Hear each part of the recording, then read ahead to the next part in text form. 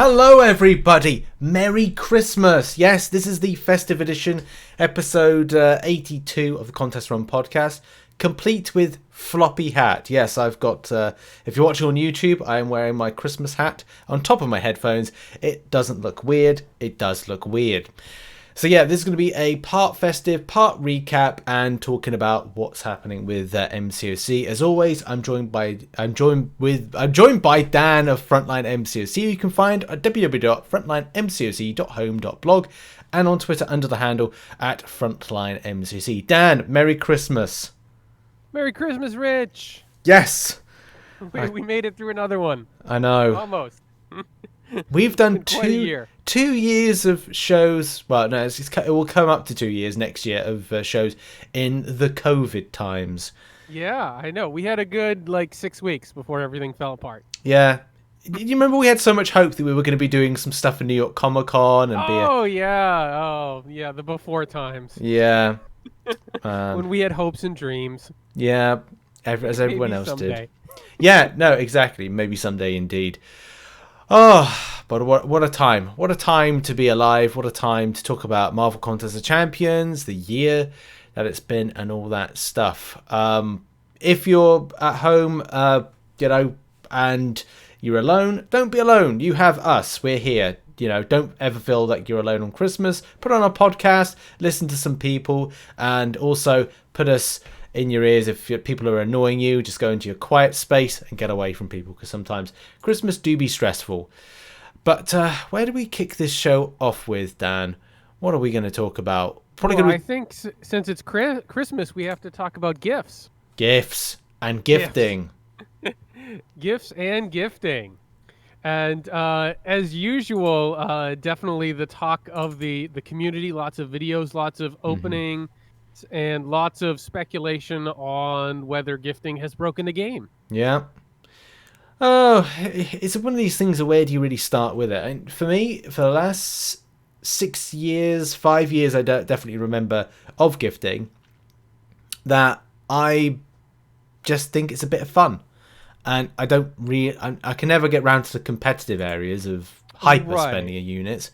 And I think that's the big difference, right? If you aren't trying to stay at the top of the game and feeling pressured to spend, then this is just a fun time where you get extra stuff. Yeah. And I would argue that these are the best gifting crystals ever. Now, of course, every year they get more stuff in them. But I mean, for where players are right now, I definitely feel like this gifting event has been much more positive from my account and has had much more downside risk taken away with the the floor of the crystals. Yeah. It's like I'm not getting 4-star shards weren't helping me last year. Yeah, no, true. Things. You know what I mean? It's and in all the previous years of gifting, I have pulled 1 4-star Kang. Yeah. In 24 hours of this gifting event, I pulled a 4-star Kang, a 5-star Kang, and a 5-star Thanos. Ooh. So that was crazy for me. That's nice. To finally get a Thanos on my main, and then I pulled 5-star Kang and 4-star Kang on my free to play. So that, it's not like the drop rates were that much better. Exactly, yeah. This year, I mean, you couldn't have expected that, but that that was fun. Got some 6-star shards, picked up some of those rank 3, rank 4 resources along the way. Overall, I've just had a really fun time opening these crystals. Yeah. So I think for me, I think for you, and most people, it's just a fun time. That's exactly what gifting is. And here's the thing: if you've got a problem with the way, if you don't see gifting that way, then that's fine. You're entitled to your own opinion. But it's just a case of, if you don't want to spend on gifting, or you want to save your units because you're not interested with the politics of it, then don't save those units for Cyber Weekend, July 4th, and that would probably be more, that could be advantageous for you. But I just vibe with it because it's like, it just feels like the holiday spirit, as opposed to, oh, I know, I must get the top 300 placement Right. by spending on my units. It's never been we the do case for know me. that that's like an insane amount of money. Oh, it is. Like people are like, oh, like let's push for the rank rewards. It's like no, that's not gonna happen. Oh God, It's no. like I appreciate the optimism, but Yeah.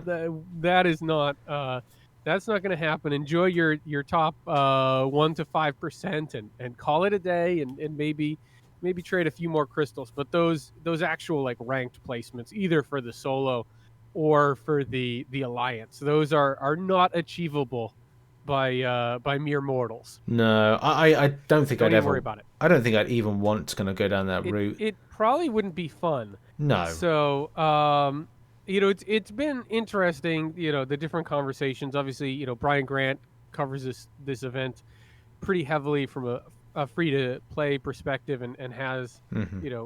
pretty much, he's documented his issues with this, and it is interesting because you could argue from a uh progression standpoint that gifting right now is more important than July 4th or Yeah. Cyber Weekend. Yeah. Like it feels that way, especially at the very top. Yeah. Absolutely. So what was interesting though, like you get on the forums. I know you get on the forums um, for the news and Hmm. all that. If you read the criticism of the gifting event on the forums and you removed the dates of the post, uh, it would apply to last year. It would apply to Yeah. the year before that. Like you just everything, right? You Yeah. just looked at the criticism without a date. Like we say this every year. I think I put this in like my video when I was my news video when I was covering. It's just like it's the same video, the same topic, the same Yes. coverage. We'll be doing next year, the year after that, the year after that, and the year after that until I don't want to Yeah. say that the game dies, but and I'd No. love to see it go forever. But we'll have the same discussion every bloody year. Right. Like just like in 2 weeks, you're gonna post a video about shenanigans with the alliance Exactly. ranks. Like Yeah. you could record it now. I could. Do you know what? I'll even predict. People upset. Exactly. I would even predict what it's going to be. It's going to be multiple alt accounts that are part of fair use are overinflating people's gifting scores. That'll probably be it. I predict it now, and people have kind of started a big debate about it. It's either somebody's created a video, or it's a case it's someone starts a debate on the forum about it. But the fact that say, oh, it's not fair that there's people that have 10 other alt accounts and have overinflated one main account for gifting, or there's Right. or overinflated an account based on greater gifting crystals and what they can get as a result of it.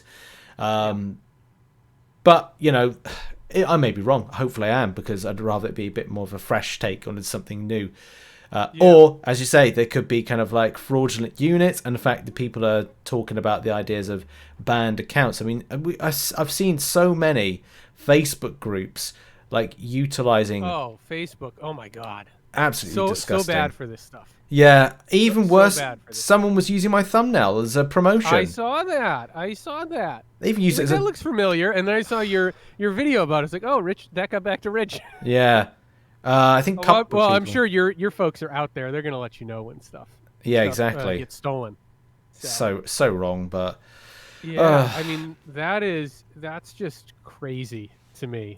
You know what else I saw? Did you see the DNA 3000 math on the rank 4 materials? no, I didn't. I'm always interested when he he- comes up with the math on this stuff. He because there was a debate going on about like can you buy rank 4 6 stars through the gifting crystals, and if you buy enough you can, and he did the math, and it was basically if the drop rates, if you hit the average drop rate, you have to open 1,500 greater gifting crystals to get enough materials to rank for a 6-star champion. Wow. So if you were buying that in terms of Odin's, it's roughly $14,500 Oh to my get a God. rank 4, and we know people do that. Yes. But it's like, it kind of goes back and forth, right? You're like, okay, the whales are going to whale. But then on the other hand is like, if someone's willing to pay $14,000, $15,000 for a rank 4 6-star, like, part of me is just like, let him have it.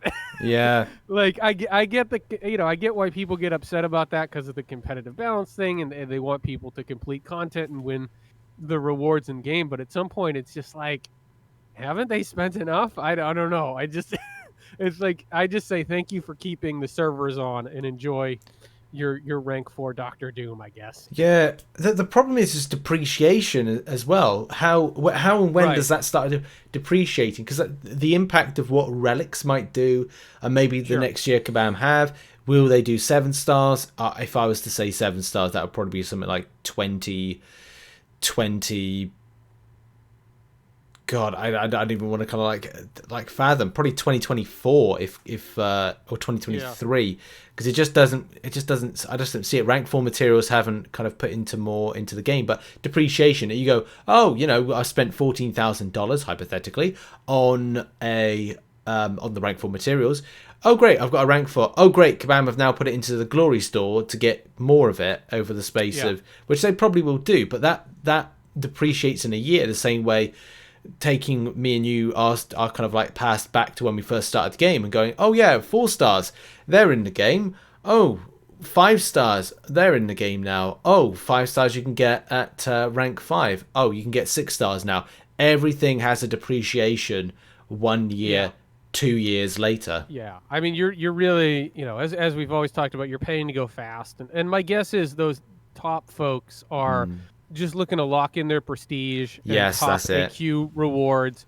So, this puts them in position for the next year to remain at the top until things kind of reset again with gifting next year and those rank rewards and whatever the new thing is. And, maybe we'll be talking about rank 5, 6 stars. Yeah. I don't know. But, traditionally, at least the last couple years, that's what it's been. It's been lock in your spot at the top of the prestige race through gifting. Yeah, I think for me, because I haven't ranked up many champions, because I'm still yet to do my final 6-star crystal opening, which is dropping today, which is Christmas Day. I'm hoping this video goes out then. How I kind of describe this is that it's like, for me, instead of climbing a mountain, you've got people that spend climbing a mountain go by stair lift. They take a stair lift right the way up on an escalator. For those that are free to play, they'll climb smaller steps. For me, how I seem to progress going up the mountain is I climb to a plateau, stay there for about, 6 months to a year, and then decide, oh, I need to climb again to raise my prestige, but then I stay on the next plateau. It's a bit of a weird way to kind of like look at your MCOC career, but it's one of the ways that I can just like enjoy it at my own pace. I completely agree, and I felt that, and I actually feel like, talking about, moving forward, and you kind of realize when you're entering those plateaus and when you're kind of moving out. I feel like I'm getting that itch to move out of a plateau and try to go back into Act 6, go back into Act 7, and push a little bit more and see what I can get done, because it's been a while and I've got some new champs and want to see. If I'm ready for some more. But yeah, I totally agree with you. It is not a linear progression at all. Yeah, that's true. Right, I think we've covered a good chunk of gifting. There was something that we wanted to talk about, which is go on to our next topic, which is the Summoner's Choice voting and Summoner's Choice in general. This is exciting. Great. There was a great introduction video. Hercules, the voice actor for Hercules, having so much fun. And we now know the 12 choices, and there's going to be a tournament, and you're going to have to do some stuff in game, and all will be revealed about that. And I guess the voting starts on like January 7th, I think, 6th or 7th. 7th. 7th. Yeah. All right. So into the new year, couple weeks for that. We've got 12 champions to choose from. Some big names. And I will say I think there's one champion in here that shouldn't be in this voting, and that's Quicksilver. I don't think the other champions are on an even footing. No. With a character that's been in both the MCU and arguably one of the most popular characters in the Fox series for X-Men. I don't know. I don't know that anyone's got a real chance against him. No. And I wish it would be a little more of a competitive field, and I think it would be without him. I think it's very cool we get to do this, but I think I don't know about putting him in there. No, the way that the polls were looking, when I first checked the Reddit poll, and I had 2 polls active, the unofficial poll on the forums and the one on the MCC Reddit. The MCC Reddit were going very much with Beta Ray Bill, and I was like, okay, so it's going to be him, and second would be Quicksilver, but then it then changed, and Quicksilver led, and then going on to the forums, it's a case that leads with Agatha Harkness coming in at third. So there's a lot of really cool characters I would have loved to have seen in game that I kind of feel like we're being herded like cattle, like sheep, by the sheepdog as to the pens in which to go in. And that's a bit, as I say, it's kind of like, it's a bit sad that this becomes, before it's even been launched, a one-horse race. But it's good from Kabam, because what they've done is they've kind of created a lot of hype around one champion that they can look forward. The same way that when Hercules won the vote, they were like, oh, when's Hercules going to come in? Can we have Hercules? At least to say to the community, they've given characters that the player base wanted. That's the first thing, from the wish list type thing. Secondly, it gives hype, and thirdly, it's like this is a character that players now know they can get, as opposed to, oh, we don't know if we're going to make it. We've got pitfalls to potentially work around. Yeah. And okay, so I'm kind of giving it to Quicksilver in any case, but right. I mean, I think Quicksilver's the favorite, but in fairness, you have to give it to Kabam. The whole vote last time, and Hercules and his rollout and how they've utilized him, probably one of the best things they did all last year. Yeah. Like, that was so well received all around. Like, they knocked it out of the park with the design. They've kept going back to him for these funny videos. We got this sort of extended process of like how he was made and reveals, and it's one of those times where they actually like built the hype and it landed. Yes. Maybe better than they even could have expected. So I do think it's very cool that they're doing this. So we'll certainly keep apprised of the voting, but very quickly going through Armor. She's a member of the X-Men. Yeah. Sort of a newer character and a Japanese character. A mutant. As you might guess, her mutant ability, it allows her to protect herself with this red field of armor, which is pretty much impenetrable. So she would probably be a monster defensive character. Oh God, yeah. Danny Moonstar, who is the champion I will vote for and am rooting for, even though I don't think she's gonna win.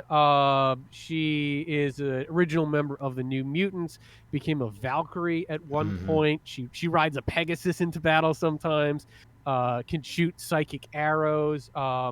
Would be I believe our first Native American character in the game, so that would be cool. Agatha Harkness, based on WandaVision, obviously a mystic. Kabam McKay really wants to befriend Catherine Hahn, so he's pulling for Agatha. Kushala, I'm not super. No, neither am I. Is that the Indian Ghost Rider? Your guess is as good as mine on that one. I gotta Google that real quick. Someone's gonna correct me in the comments if I'm wrong, but I believe. Oh no, she's an Apache. Okay, no, yeah, I'm but she is. Okay, she's a demon rider. A demon rider. Okay, so yeah, Spirit of Vengeance. Okay, so she does have Ghost Rider powers, but she's Native American, not from India. Okay. Beta Ray Bill, we talked about. Cosmic alien horse Thor dude. He's worthy. He would wreck stuff. Crystal. Yeah. She would be likely a cosmic member of the Inhuman royal family. A very similar elemental powers to Storm. Yeah. She could be cool, especially for those Inhuman challenges. I've seen some people say we need to vote for Crystal so that we have another Inhuman option for the Karina's challenges. That's a good kind of like shout there. I think when I do like a full video on this is to kind of like add in elements like this, and also maybe for for me is thinking about variants as well. Is if I present Right. cases for various different types of these summoners choice options, like, well, who could be a good addition to some of the variants we've got in place, or maybe future variants as well. Right. Yeah.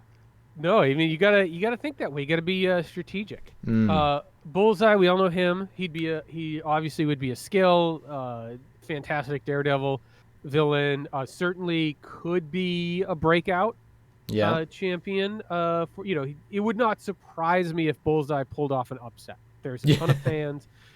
Clearly he could be a really cool design. Obviously, a lot of projectiles. You imagine he'd have huge bleeds, true strike, all that kind of stuff.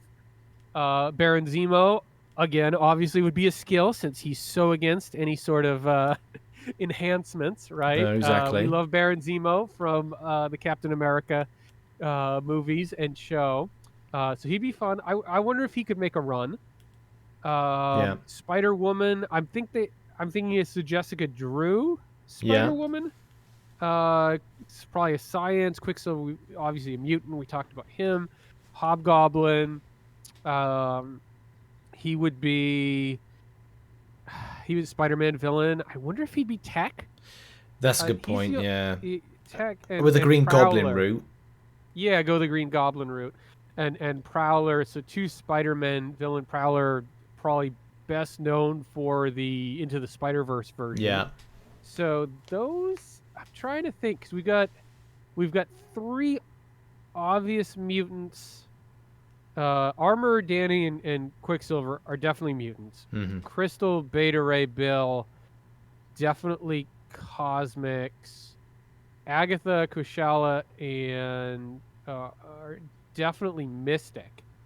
So yeah, it's sort of the tech, and the tech and the science are kind of the questions for me. It's where Spider-Woman, Hobgoblin, and Prowler fit in there. But some good choices there. Some good choices, and it's going to be fun to see how it plays out and how the voting goes. That's true. Yeah, exciting times to start off January 2022. Right, just before we get into our kind of little review of the stuff of the year, let's talk about Hawkeye finale episode 6. Is it? Episode 6, the finale. What do you make of... I gotta be honest, just right off the bat, I liked the story arc of Clint Barton. The 2 things that were going on with him, because that's the thing, a lot of the time people's focus are in different areas that happens in Hawkeye, but for me the only thing I really cared about is a good story around Clint Barton, and to a degree Kate Bishop, but mainly with Clint Barton. Well, the show is called Hawkeye. Exactly, yeah. Although we do learn at the end that Kate Bishop is trying to find her name, Lady Hawk. Right, Lady Hawk, probably not going to stick. Yeah, exactly.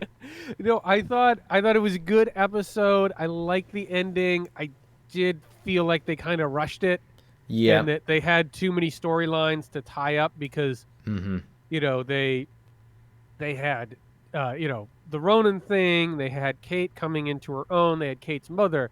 They introduced the Kingpin at the last minute. Echo and her boyfriend and the Kingpin. Yeah. Did they wrap all this stuff up? Yeah, they kind of did. It just felt like it was like wrap up. Oh, and Yelena too. Yeah, Yelena exactly. And Clint, and it's like there was just so much going on. I just felt like they couldn't pace it, and that they needed an extra episode. Like I don't have a problem with where they got to. It was sort of like there was so much that happened that you didn't really have time to sit with it. So that was my big thing. But overall, I will say I did very much like the show. Yeah. I think Yelena brought a lot of comedy to it. Yeah. She is so chaotic and fun. She is, yeah.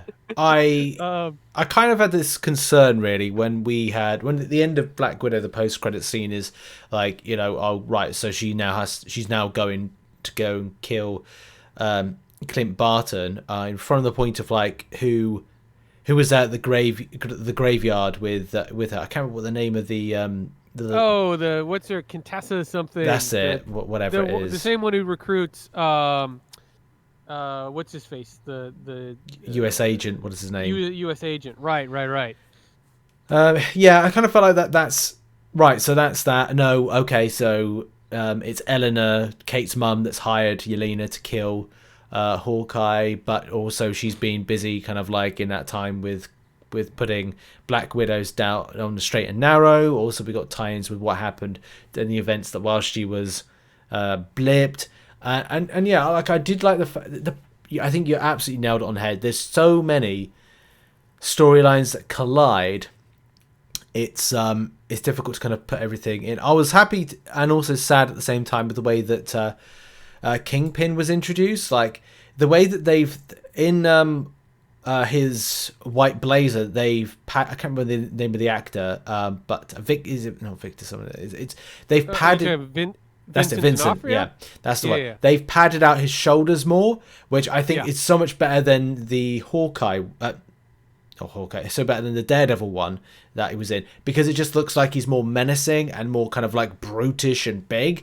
Not to say that he wasn't before. It's just that you add that extra dynamic, and he's kind of like not Herman Monster like, but he's more like a monster. And the way he was throwing around Kate Bishop, and I was like, yes, this is great.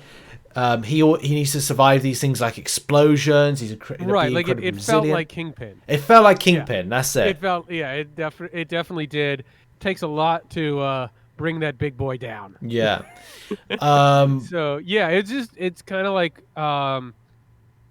it's kind of like, all right, if you're they just set up like so many sort of big bads at the last minute. It's like it's like I just felt like the him and Kate thing probably deserved its own episode, and Clint and Yelena should have been the focus of their own episode, just to give everyone enough time for all this stuff to settle. Rich, give me a percentage of how dead you think Kingpin is. Well, I did see a comic book strip which showcased Kingpin after being shot in the eyes and still being alive. So I don't think he's dead at all. And if this is one of these things where I think Kevin Feige and Marvel and DC or whatever, Disney, sorry, not DC, Disney, right, have angered the community, not the community, angered the fans, so that they're invested in what could happen next. And he may appear in something like Echo towards partway through, or what I am hoping is that the events of this actually lead into something with a resurrected Daredevil series is my hope. But I'm going with not dead, still alive. Yeah, I think there is a 0% chance he's dead. Oh, yeah. We saw nothing. We saw nothing. We heard a couple gunshots. Yeah.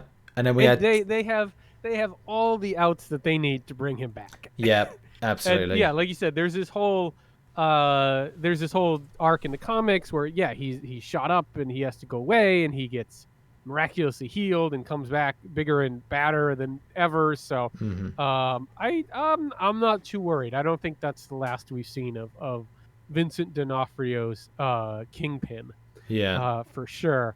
So I think the other thing I guess I kind of didn't like, because I just wanted more explanation, is like, so Jack just wasn't the bad guy?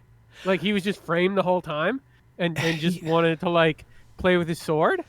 I don't get half the time what were we doing there? His acting, the thing is, the acting style and the way the character was kind of delivered was in a style of going like, he's up to something. Like, I am a rogue swashbuckler. Yeah. I have been framed. Like, you've been, like, the way you kind of like said is like, this is ridiculous. I have been framed for this. And you just think the way that you've delivered that line is like going like, I don't give a damn. Oh, I've been framed for this. Although, like, the banter he had with, I don't know whether that was like his nephew or whatever, where the nephew's like, oh, I thought I was going to get your wine collection. Like, that was genuinely funny. Like, that was just like, is this what super rich people are like? Yeah.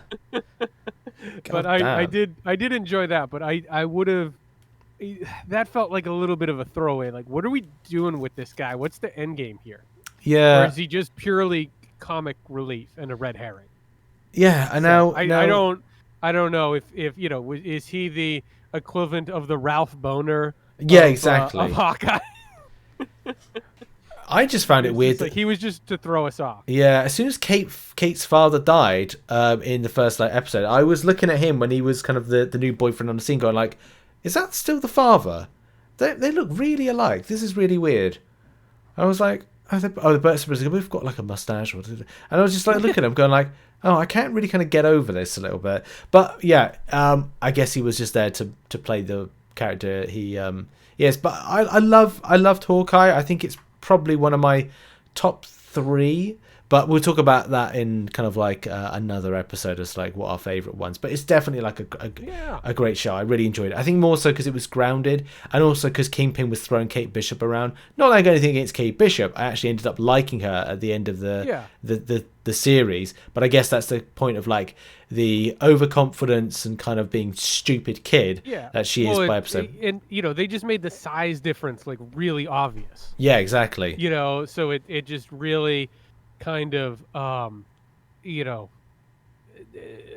put her in that underdog role, and she had to like outthink him because she couldn't just outfight him like some of the other people that were her training came in. So but it was cool to see kind of the callback, like, okay, this is the trick I learned, I'm going to use my brains and outsmart you and take you down. So I did think that fight scene, and as most of the fight scenes that we've seen recently from Marvel, but particularly this series, I thought they had some really, really good fight scenes.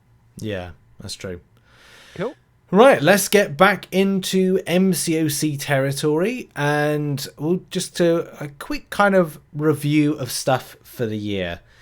Now, where do we really start with favorite new champ of 2021? So this year, Dan, we had the release of Kraven, which is currently our December champion, Icarus, Xerxes, Null, Anti-Venom, the Summon Symbiote technically, Nimrod, Kitty Pryde, Penny Parker, Spider-Man 2099, America Chavez, Hercules, the Overseer, Purgatory, Scarlet Witch, Sigil version, Mr. Negative, Shang-Chi, Silver Centurion, Jabari Panther, Odin, Mangog, Super Skrull, Psycho Man, Strife, and Jubilee.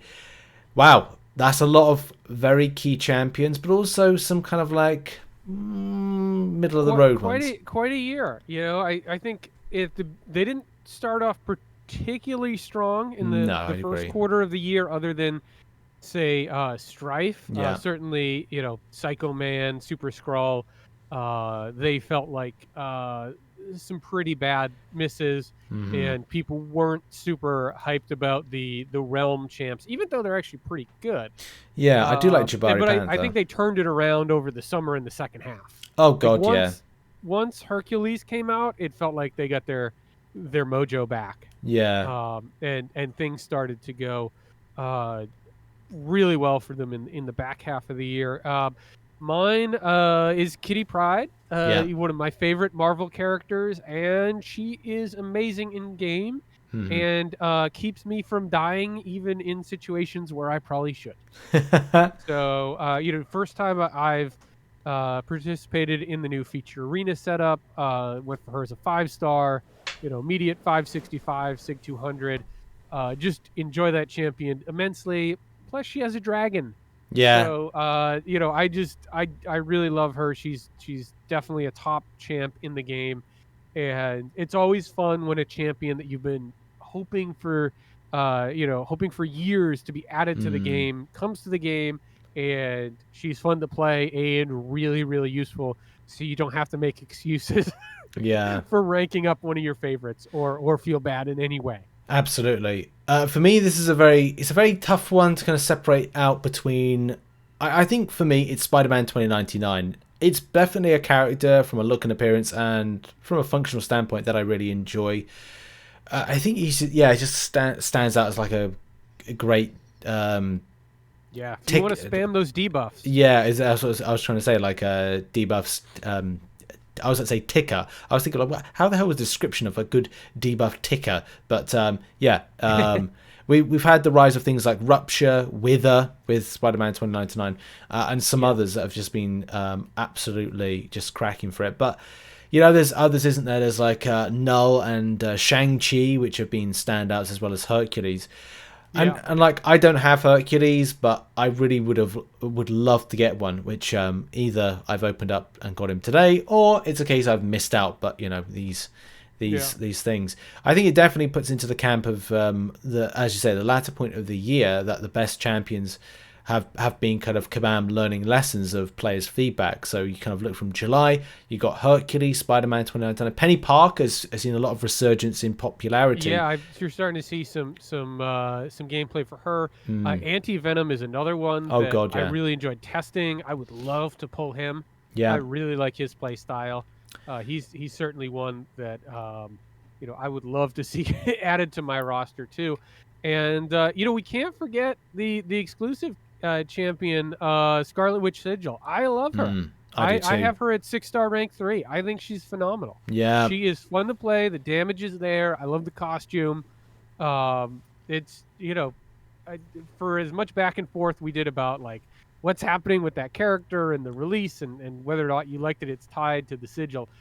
She's pretty cool. Yeah, she's actually kind of I now would take her over the classic version, which is a little bit sad in a way, because I did hope the best for that, but it's just the case the sigil version is more understandable on rotation.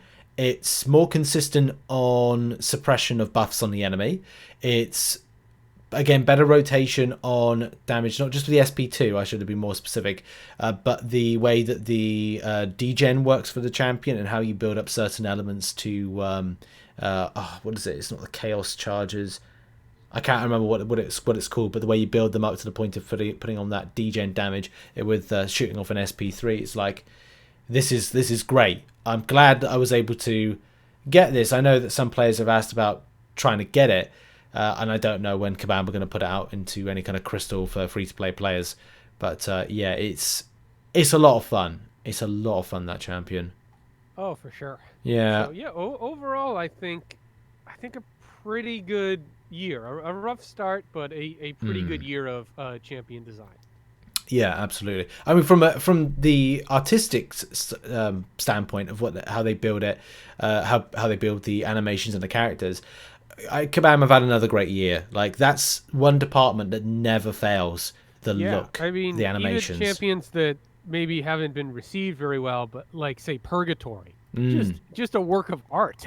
Oh God, yeah. Just like that flaming sword and how it bends, like just. She may not be the best champ in game, but she looks really good. Oh God damn, yeah. So, yeah. Right, let's move on. So we've kind of I think we've both got right. If we were to pick one champion, I think for you is Kitty Pryde. For me, and it's a difficult one, I will go Spider-Man 2099 because they're both characters we both want and we've both been satisfied. Imagine that, having characters that you really like from a visual standpoint and be satisfied with the end result that Kabam put out. That's a very difficult thing for Kabam to get right, because they have to guess what you like as a player and what you like from a visual standpoint. So yeah, it is tough because you want it to feel like what you imagine that champion to be. Yeah, absolutely. And it's always nice when that hits, and I think they've done a better job with that over the last year or so. Damn right. Okay, quickly on to side event of the year. Now in 2021 we had, and I'm not going to go every single side event or side quest type thing, but I'll be listing out some of them from the list I've got from 2021. So we've got Jubilee's Arcade, we've then got Lovers of Battle Realm for one, Lunar New Event, Odin's Gauntlet in April, Boss Rush International Women's Day, Halls of Healing, and April to Pin Particle Pool Party, whatever that is, the 10 Ring Tournament in May, Langurian Castle Rifts in June, the Grandmaster Gauntlet in June 2021, Summer of Pain in June 2021, Assault on Olympus, July, Up Down Down, August, and we got Shang-Chi's Close Quarters Challenge in September, Cosmic Eclipse and Cosmic Horror in October, the Golden Wilson Awards Boss Rush in November, and then Cataclysm, and finally what we've got, the Spider stuff for this month. Is anything stand out to you from this year that you can say this was good. Yeah, I would say, Cosmic Horror was a fantastic finish Absolutely. to that event, just with the summon symbiote and how insane it is in that last quest. It was a rough road to get there, so I don't know if I could call it the best, but No. I did like I did like how it all ended. But when you talk about Summer of Pain, that was pretty close to perfect for me. That pace of one boss a week, where you didn't feel guilty about practicing and you had time to learn. Like there, obviously there was some stuff going on in the game with that's when really the game engine kind of broke and Yeah. controls were being an issue. But as far as the content itself and the pacing of it and the rewards, ticked a lot of boxes, Rich. Yeah. I think for me, like, and we both agreed before, and it was difficult to actually put this into our kind of like talk about our recap of the year, because we, most of the side quests for each month and the special events as well, so this is kind of like a part 1 and part 2 type thing all in one. The side quest, the monthly stuff, has either had some kind of like bugged element to it, or something that's not been correct, or something that's broken, which has then caused more problems elsewhere. So it's been difficult to pick out one piece of quest or event content that has worked well. And you're right, the Cosmic Horror would be an absolute like top up there if we didn't have to go through the scuff of September in order to do it. Yeah, and the objectives, and it's interesting. I think they had to do a lot of soul searching with some of the side quest stuff. Like if you remember, sort of coming into this year, like Jubilee's Arcade was like a train wreck from an understanding standpoint for the players. Like I'd have to check my site traffic, but I would guess that Jubilee's Arcade was one of the most viewed posts I put up all year, because there was like bugs and confusion about how to spend the tokens, and like it was like that, and the gauntlet thing, which I actually kind of like gauntlets, but I again, there was confusion about like the caskets and how many times are you supposed to run the stuff and this and that. Like I think they got overly complex from that standpoint, and they kind of stripped it back. But then they're like, all right, we're going to throw in these objectives, and then the objectives got a little too niche there. So there was I feel like we've had a lot of growing pains with the side quests this year. But I will say one thing I do like is that they've kind of made these like monthly Cavalier crystals like a regular thing. Yes. Where it's like the special pool. I think those have been a fun bonus that people appreciate seeing every month. Yeah, that's true. I think I've saved up for a video that I'm posting on the 26th of December 25 already, and that's it's just a lot of fun. Having those little extra bits of spice to the month, you're right, it just kind of like makes you kind of feel, oh, this is a lot of fun. This is great stuff. And I'm looking at this year and trying to find something that's kind of like ticks a lot of boxes. I did like the Odin's Gauntlet, apart from, again, the complexity to it. I just like the idea of, okay, well, you've done this, you get feathers and the Uru, and the Uru is something you then go and buy something in somewhere else. We didn't have many stores this year.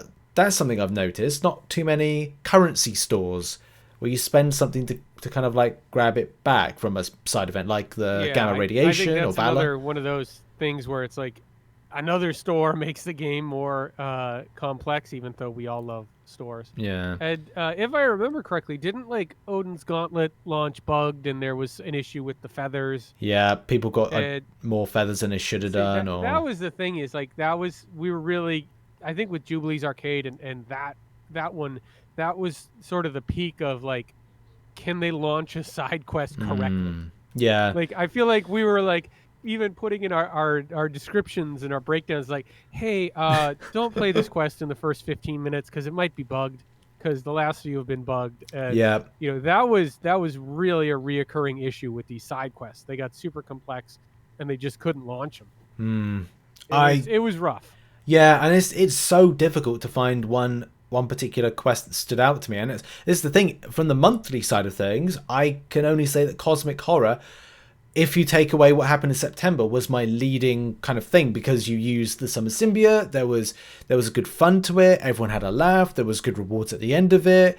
It wasn't overly easy and it wasn't overly hard. It was kind of middle of the road and didn't require you to have a rank 5 version of it. You could do it with a rank 4 version. So those were some kind of like that's good. That ticks a lot of boxes, but it's just because you had to go through the September scuff in order to get it was a bit problematic. But, you know, the antibody side of things with the Cosmic Eclipse were kind of like, you know, there's stuff. I kind of think that's going to be my number one. But I think for me, because I enjoyed it the most, it was before the scuff of the controls issue. So just before it happened was the Grandmaster Gauntlet. And I felt that because of the champions that I used, and I liked who I used, and also because I got some decent rewards at the end of it, I felt that was kind of like my leading piece of content that I loved as a it wasn't really kind of a side quest or side event, but it's kind of, I'd say it's a side event because it's in for a limited time and it goes. So yeah, I think that's the Grandmaster Gauntlet and Cosmic Horror, Cosmic Eclipse. That kind of month was the best. So I think I really hope that we're talking about the same quality of stuff back in 2020, because 2020 had some really kind of fun little things that were there. Summer Smackdown, but I guess then 2020 also had things like Northern Expeditions, which caused a bit of a headache, but then it did have Baron's War, and Baron's War was an absolutely amazing thing, as well as Red Rifts for fun as well. Very hit and miss with side events. I don't think it's been tough. great. They're tough. I think there's a lot of expectations, and it's a place where they experiment a lot, and experiments can go really well or sometimes not so well. That's true. That's very true. Right, let's move on to our hopes for 2022, Dan. This is going to be difficult.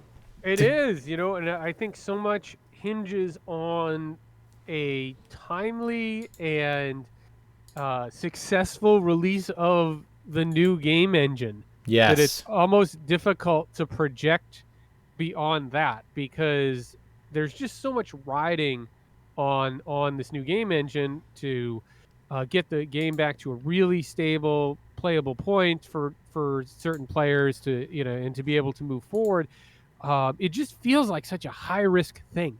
Yeah. You know, it's one thing to put in a patch or whatever, a new side quest or a new event quest or a new champion. Like, this is a game engine, and they have taken, you know, they've clearly taken a lot of resources away from other parts of the game and other projects to work on this.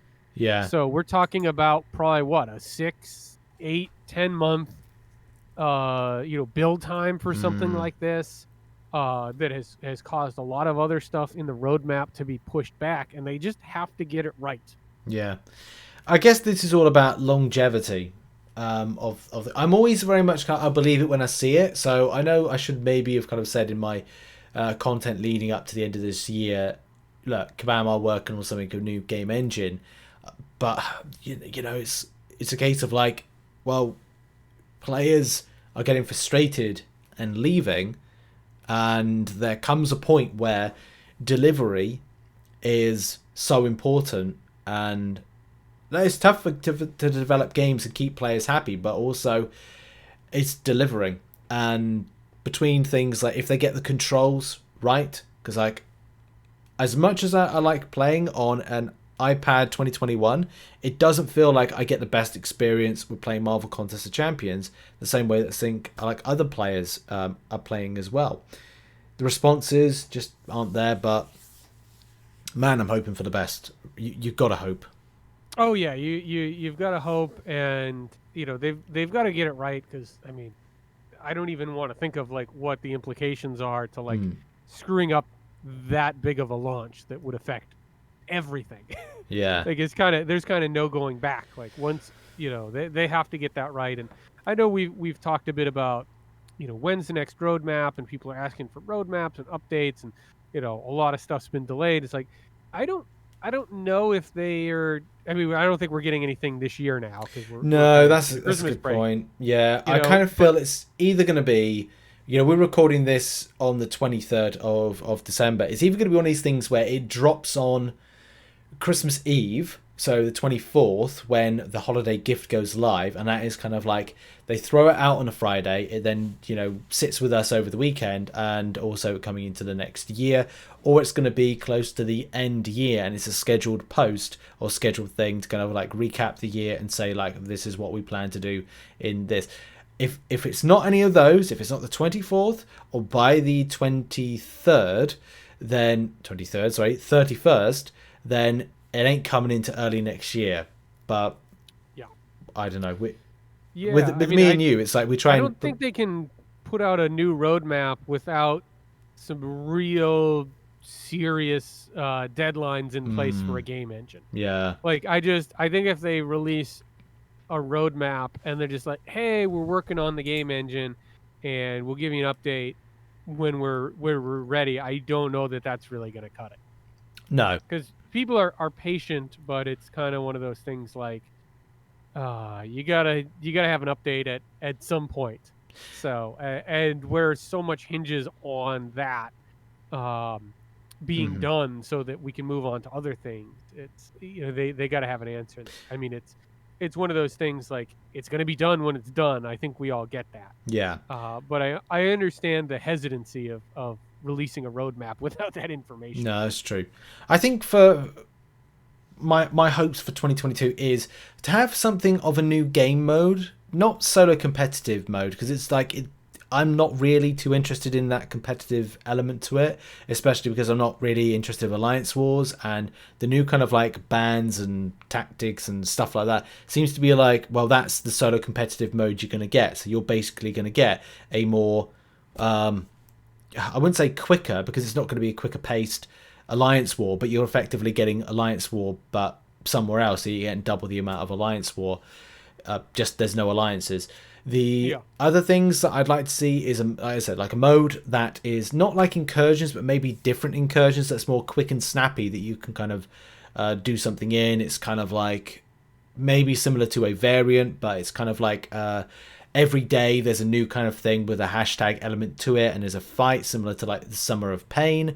But that's something I just don't think Command would do. Maybe it would fall into something like what was it, right, raids and the raiding system they were talking about back a little while ago, or like a raiding boss rush thing. The only other thing is I hope relics don't have so much of an impact then, or more explained about them, and if they are indeed going to fall into strikers, then and strikers, I hope strikers is implemented well and is fun, because I'm really looking forward to it.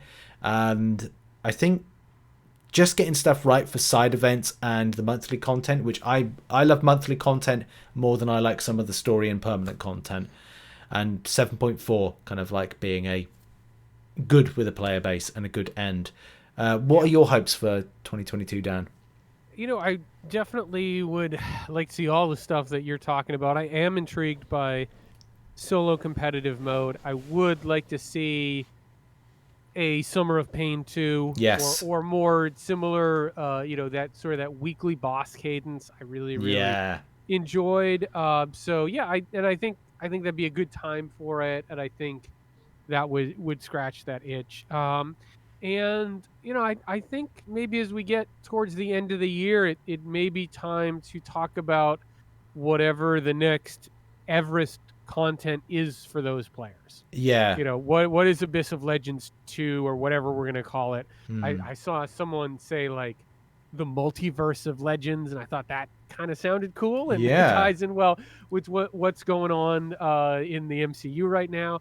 But I think we're getting to the point where after you get through 7.4 where that should get a serious consideration as the next bit of content. Yeah, no, that's true. That's true. Allows certain players that haven't 100%ed it to catch up, and as well putting something out there with a bit of spice, so players can get more rank 4 6 stars. Well, I think that's been a good little coverage or review of the year. It's been a year. I'm not going to say it's been a good year or a bad year, but it's been a year. Where I could say 2020 maybe was a good year for the game. 2021 has been a year for the game. I don't know how you felt about this year, Dan.